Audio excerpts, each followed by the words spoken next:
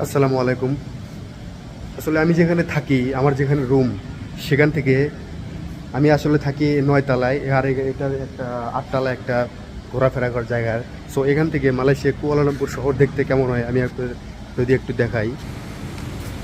দেখেন, এটা Malaysia Kuala Lumpur শহরের সামান্য একটা ভিডিও। দেখেন কতটা সুন্দর দেখতে। ভিডিও তেমন একটা ভালো আসতেছে না এখন, প্রচুর রোদ, তারপরও কুয়াশা। মালয়েশিয়াতে কুয়াশা এটা নর্মাল, রোদ উঠলে কুয়াশা থাকে। আর নিচে এটা দেখতে পাচ্ছেন, এটা অনেক বড় এরিয়ার একটা পার্ক। এখানে সকালবেলা বিকালবেলা সবসময় মানুষ ব্যায়াম করে, এক্সারসাইজ করার মতো একটা জায়গা। দেখেন কত সুন্দর।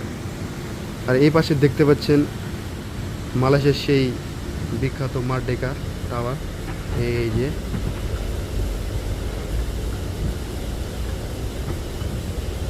যে সেই টাওয়ার। আর এই পাশে এই যে এই বিল্ডিংয়ের পিছনে আছে সেই মালয়েশিয়ার বিখ্যাত টুইন টাওয়ার।